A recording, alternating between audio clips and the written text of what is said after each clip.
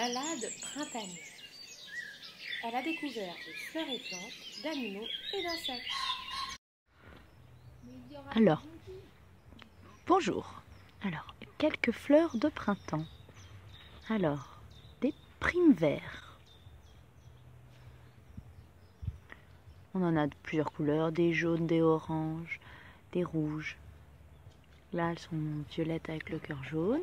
Voilà, ça c'est vraiment des fleurs qui arrivent au début du printemps. Elles sont déjà presque en train de sécher. Là, vous avez des narcisses blanches. Voilà. Tout ça, ce sont des bulbes. Hein.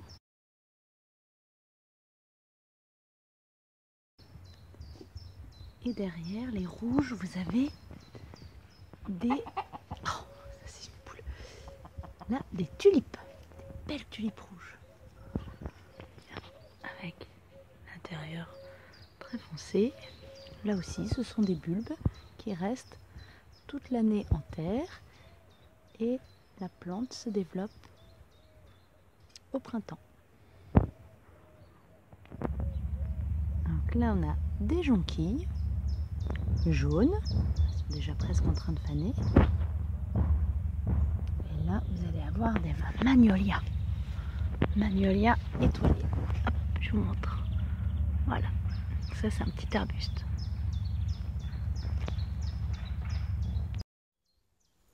Alors, voici des fleurs extraordinaires. Ce sont des iris. Voilà, des fleurs de printemps. Donc, pareil, ce sont des bulbes. Et ces fleurs s'ouvrent au printemps. Elles restent en fleurs peu de temps, c'est assez éphémère, donc il faut en profiter. Voilà, ça ce sont des iris. Alors là, nous avons des fleurs porte-bonheur, du muguet, qu'on offre généralement le 1er mai. C'était la semaine dernière. Voilà, des petites fleurs qui n'aiment pas le soleil, qui poussent dans l'ombre, des fleurs de sous-bois, et qui font de jolies petites clochettes blanches qui sont très forts et très bons.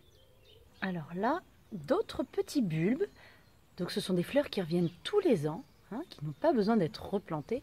Ce sont des jacinthes des bois.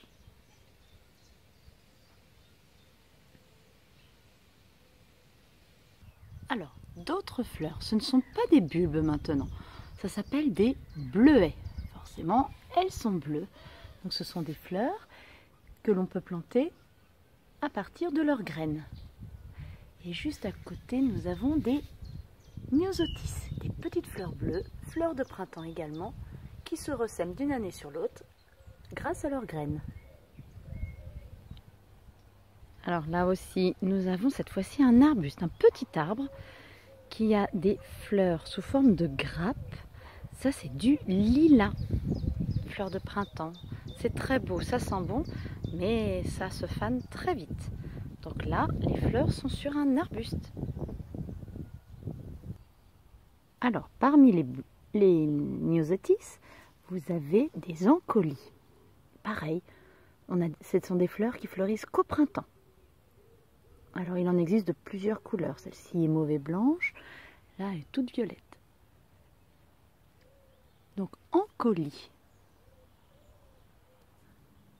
Alors, celle-ci, vous la connaissez, ça, je suis sûre. On peut même manger les feuilles de cette plante. Avec la fleur jaune. Et quand la fleur jaune commence à faner, ça donne ceci. Là, vous avez les graines. Si on souffle dessus, les petites graines vont vont s'envoler et vont se semer ailleurs. Alors, ça s'appelle un pissenlit. Voilà. Là, vous avez la fleur qui est fanée. Et après, il y a la petite graine qui se forme. Alors, là, nous avons une petite serre, vraiment toute petite. Je vais vous montrer. Vous voyez, dessus, il y a de l'eau. Il y a des gouttes d'eau.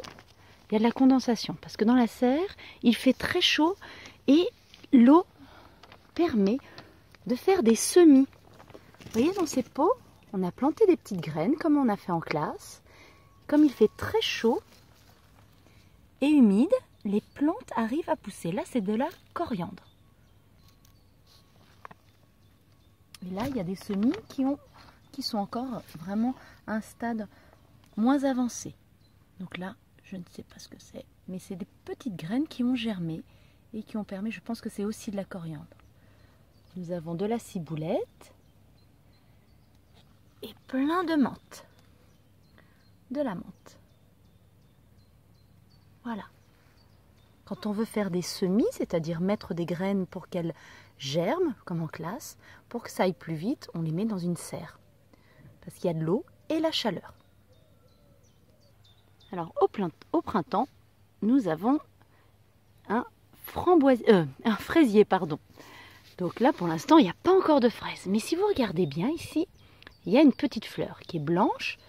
Et le centre de la fleur, on peut voir que ça ressemble beaucoup à la fraise. Donc quand cette petite fleur va être pollinisée, c'est-à-dire que des petites abeilles, des petites bêtes volantes vont se mettre dessus et vont lui apporter du pollen, là, cette petite fleur va se transformer en fraise.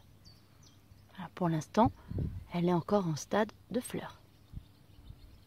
Regardez, là c'est un framboisier et on voit une abeille qui est en train de polliniser la petite fleur de framboisier.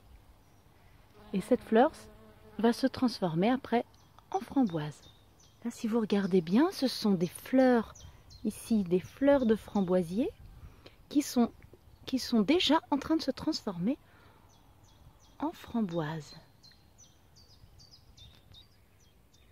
Au printemps, les jardiniers doivent commencer avec leurs semis en serre et après, quand la petite plante est suffisamment grande et robuste, et ben on la met en pleine terre. Là, vous avez des plants de tomates.